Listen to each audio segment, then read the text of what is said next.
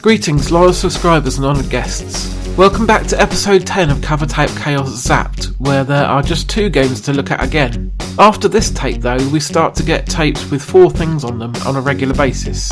The main feature of the cover this time around is the US Gold published game Murder, not a game I am at all familiar with, but I'm now quite intrigued by.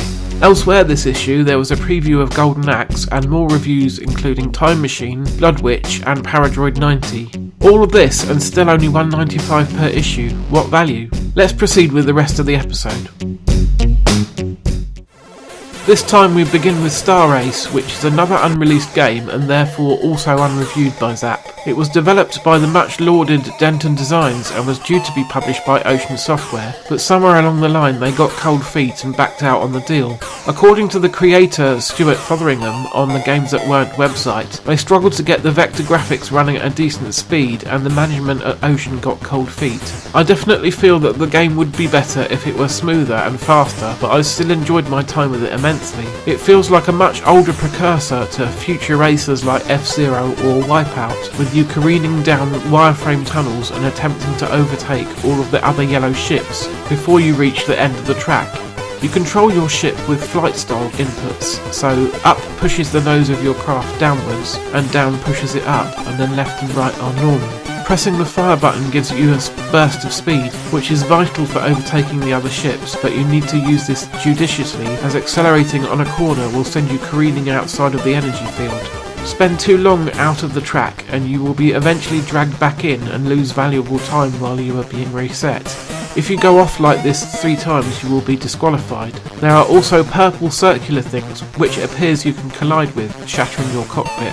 There are a variety of different track layouts to choose from, each one getting progressively more twisty and difficult to navigate. You can also set the difficulty level of your opponents from novice to professional and turn on some assistance should you need it. When the game first loaded up I couldn't figure out how to get it out of demonstration mode, and it turns out you need to manually select this yourself before pressing play. You can also turn the music on and off, and Fred Gray has turned in a really great background tune for this game, which adds to the excitement. All in all, I think Ocean were really foolish for dropping this game at the last second. It's great fun. The only way I think it could have been improved, other than smoother 3D of course, would be to have a tournament mode to progress through. As it stands, you just run individual races, which is okay, but a bit of progression would have added some depth to it. All in all, I think Starace is a fantastic game that is easy enough to pick up and play without having to read any instructions or study a guide to understand it. Something that always deserves bonus points when it comes to cover tapes in my opinion. On the other side of the tape we find Dickies Diamonds, which plays like a classic single-screen arcade game. It belongs to the painter genre, where you have to go over the lines and change them to a different colour. In this case you need to change the spider's web from white to black so that it collapses and you can steal the diamond. I'm not really sure why this spider and this owl are so fascinated with precious gems, but it's not really that important. While destroying the web you need to avoid the spider or you will lose a life. Things are made more challenging by the fact that as you are changing the web from white to black, the little spider is busily changing it back again. You do move considerably faster than him though, giving you the edge. You can't walk along black web that has already been deleted, so to get over it you use a flight, of which you have a limited number by default. There is an option to turn on unlimited flights though, which I did use on my second game.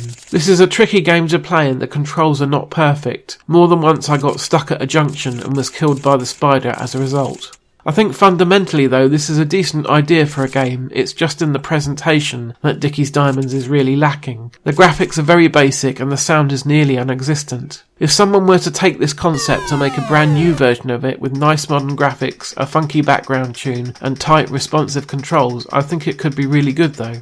The Zzapped review absolutely hated this game. A lot of that stems from the fact that this was already pretty ancient when it was re-released and they took a look at it, and the game design had inevitably moved on a great deal by then. Julian began his mini review by saying, "This game is so old and crusty, I couldn't believe it," before pointing out that there were far better brand new budget games available for the same price. The other two reviewers were a bit kinder to the game, both saying that they enjoyed having a few goes on it, but it was definitely showing its age. The fictional Paul Sumner concluded his thoughts by saying, "There are always new young computer users coming along, and Dickies Diamonds is not a bad starter game." They awarded the game a pretty miserable score of 22% overall though, and summed it up with, "Better games available for the price." Like I said, I don't think the game is terrible per se, it could just do with a modern lick of paint. What did you think of Dickies Diamonds? Does it deserve such a pitiful score as 22%? So that brings me to the end of another episode. I'm very excited about the next one because it's the tape I've been looking forward to reaching ever since I started these Zzapped videos. Thank you for watching. If you enjoyed this video, then please consider leaving a like, subscribing to the channel, dropping a comment and sharing on social media. I'll be back once again for episode 11 in 2 weeks' time, so hopefully I'll see you again then. In the meantime, take care.